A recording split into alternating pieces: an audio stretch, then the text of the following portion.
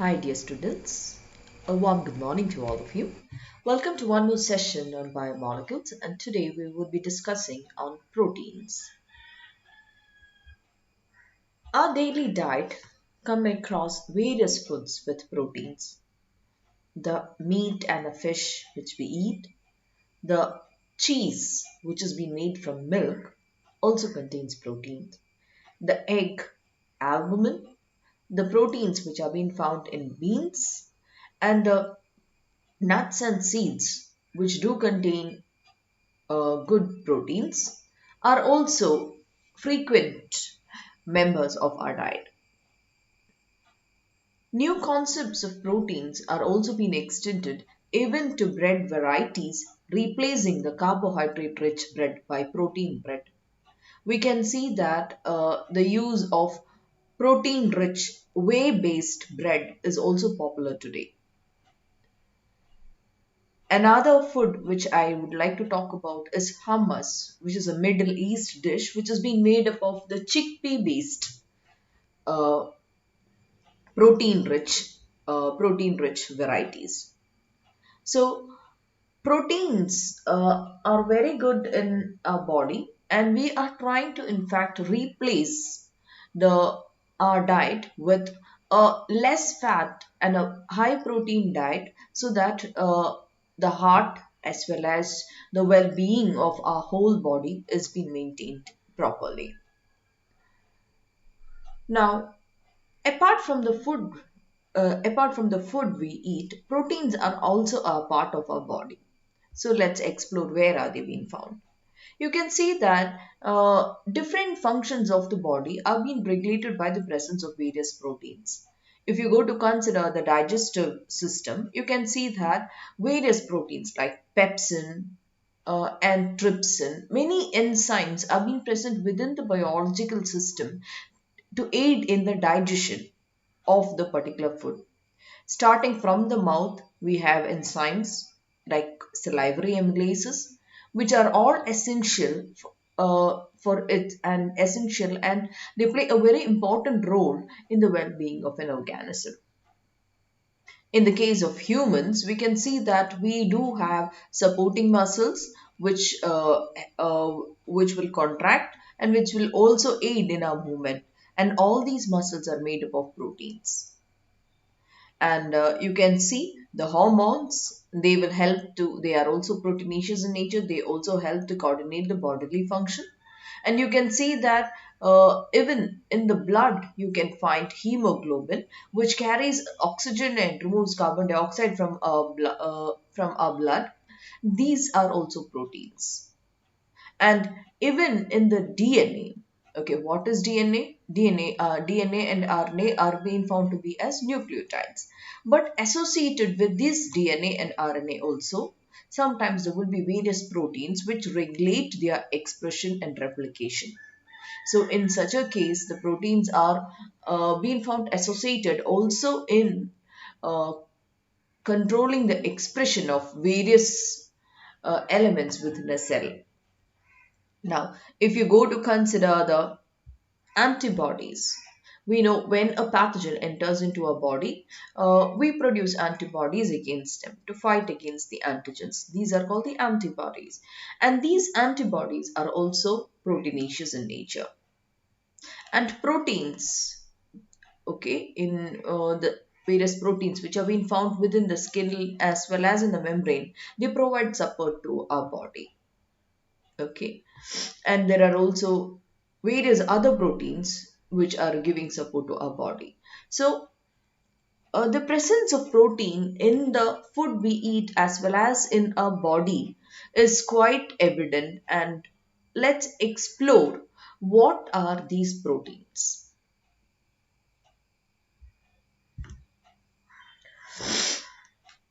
One protein which we all are familiar is keratin. Now, what is keratin? Keratin has been found as a hair protein within in our hair. And but you can also see that this keratin is mainly been found in scales, horn, wool, nails, and feathers. And different animals do have keratin. The picture which we have depicted here is the picture of a rhinoceros. And rhinoceros is nearing extinction under the myth that the powder which is being derived from its horn has a aphrodisiac properties. The funniest part is that the powder from of this horn, okay, rhinoceros horn, as well as that of the hooves of a bovine animal or a human fingernails is just the same, or the chemical content of it is just the same. So, what I would like to tell you is, regardless of being occurring in different vertebrate forms, the keratin has a common structure. Similar is in the case of various other proteins also. When they are almost similar in nature when they are being present in all of the living forms, regardless of regardless of the complexity. So, what are these proteins? All proteins, they are in fact macromolecules of very high molecular weight, and they are being polymers which are being formed by the linking of monomeric subunits, and these monomeric subunits which join together resulting in the formation of a large protein is referred to as a amino acids. So amino acids, they are being considered to be as the building blocks of a protein. A protein is never made up of a single molecule. It consists of various amino acids linked together, resulting in the formation of a protein. Now, let me just tell you one thing. Uh, First, the amino acids, of course, they are of different types, and these amino acids are being joined together, resulting in the form of chain-like structure called the peptide. And this peptide, when it is being folded or three-dimensionally arranged in a particular form, it will result in the formation of a functional protein. So the amino acids in a chain, in a single chain, when they are being arranged, they form the peptide molecule, and the peptide molecule is further processed or being arranged in three-dimensionally in different forms to get a functional protein. And one thing of interest which we notice is that all the proteins, regardless it from bacteria to the complex forms of life which we have, all of them together are having the same 20 amino acids in throughout the whole world. And regardless of its complexity, all the proteins are made up of only 20 amino acids, and these 20 amino acids are being linked to each other by covalent bonds. And we can see that this group of 20 precursor molecules is in fact capable of forming diverse range of proteins in the entire world. And if you go to write the structure and name it, you can see that each amino acid is being given a letter name. Okay, it has been named with the help of one single letter, and the alphabetical letter, which is from based upon from where it is, what is its name. The first letter of that is being abbreviated, and you write it as a single letter one, and each of the amino acid has a different structure. So let's just look into some of them. Glycine, which is written as G, and the alanine, which is written as A or ALA, and valine. I'm just naming all the amino acids: glycine, alanine, valine, isoleucine, isoleucine, serine, threonine, cysteine, methionine, proline, and then we have aspartic acid, asparagine, glutamic acid, glutamin, lysine, arginine, histidine, phenylalanine, tyrosine, and tryptophan. So all these 20 amino acids are the one which are being responsible for the whole diversity of proteins which are being found in the living world. We would be talking about the structure of these amino acids in the next class, but right now we would be talking about what are the properties of these amino acids and how are and further things. So the first amino acid which was being discovered in the proteins was asparagine in 1806, and the last one was threonine in 1938. And all of these amino acids have common names, and in some cases these names are the ones which are mainly based upon from where they are being isolated. Now, for example, asparagine, the first amino acid which we got, it was being found in asparagus, as that could be the reason what we consider. And glutamate or glutamic acid, which was being found in wheat, and hence gluten is a source which has been found in wheat, so that's the reason might be. And tyrosine was being isolated from cheese. Now, what is in Greek? The word tyros means comes from cheese. Okay, and glycine is derived from the word glycos, sweet. So different amino acids are being named various common names based upon the source from which they were being isolated. Now let's explore the structure of an amino acid. The term amino acid itself is quite explanatory, in a sense that all the amino acids contain a amino group as well as an acidic group.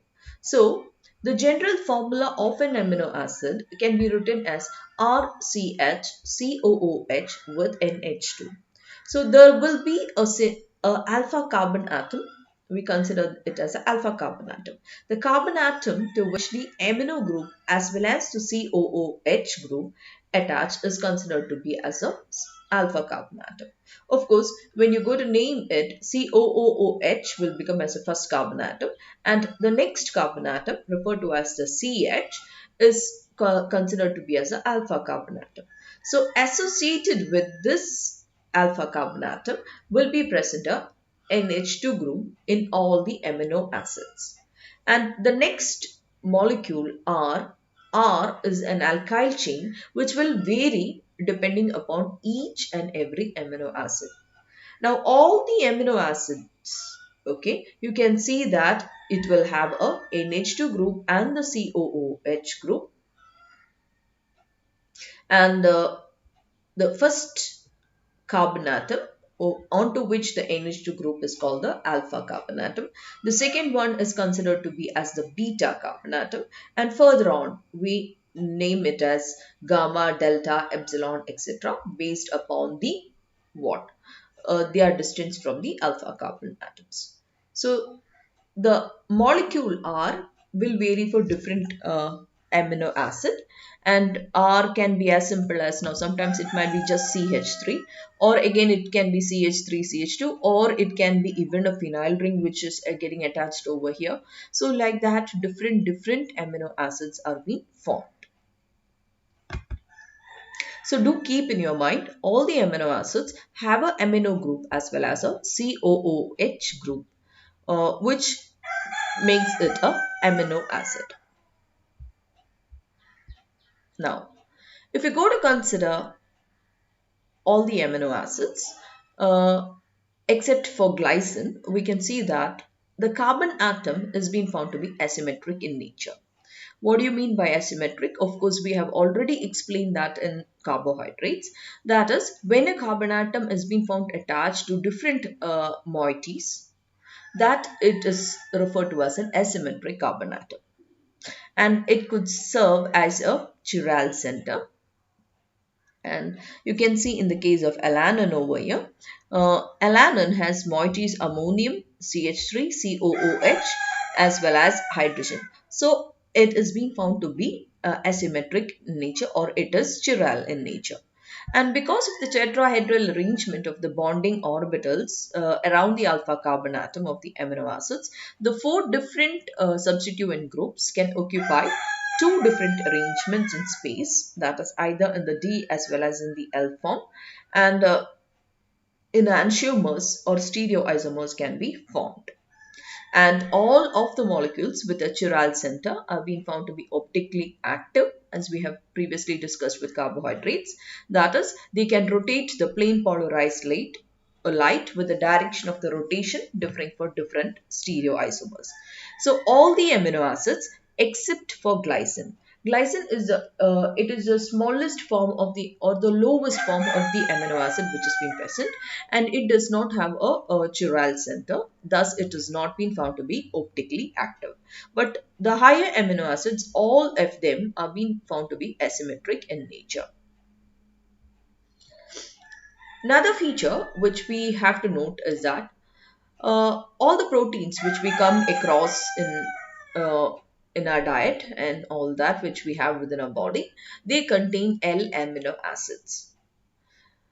The D amino acids or the D form of amino acids, they are being found only in small peptides of the bacterial cell walls and in some peptide antibiotics.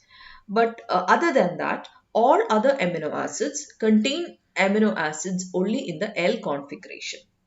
And you should notice that in the natural forms, the proteins will contain either the D form of amino acid or the L type of amino acids. And all the proteins which we normally come across, they contain the L amino acids. The D amino acids are only being found in the bacterial cell walls and some peptide antibiotics which we use now.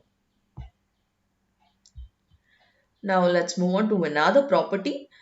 Amino acids, I told you, amino and COOH group is being present in an amino acid. You can see that they can serve as both acids and bases when they are being put in aqueous solution. Now, this is mainly referred to as a non-ionic form of protein. But when you put a protein in an aqueous solution, what happens? They might undergo shifting by the donation as well as the losing of a negative charge. They might become now ammonia might become NH2 will become NH3 plus, and COOH would be converted into COO minus. So in solution, what happens? They becomes what charged, gaining a positive as well as a negative charge molecule. And these amino acids having a single amino group and a single carboxyl group crystallize from the neutral aqueous solutions to a fully ionized form in aqueous solutions, and these are known as a Switter ionic forms. You can see that there will be a difference in charge. So these molecules will be what? Uh, it gets an electric dipole in nature, okay, and they are being normally being considered to be electrically neutral, and they remain stationary in an electric field, but because they because they have both positive and negative charge. And the dipolar nature of the amino acid is also been found that they have a high melting point. That the dipolar nature was mainly been found because they have a melting point which has been higher than those of the other molecules of the similar size. So amino acids in aqueous solutions, they occur as a Switter ionic form where they are having both the positive and the negative charge. And these Switter ions, as I mentioned earlier, they are electrically neutral and remain stationary in an electric field, but they have a higher melting point. Usually the non-ionic forms do not occur in significant amounts in aqueous solutions, but it is the Switter ionic forms which will predominate at a neutral pH. So these are some of the properties of proteins which I thought of discussing in this session. Thank you for now. We will be considering the structures and other properties of amino acids and proteins in the coming sessions. Thank you.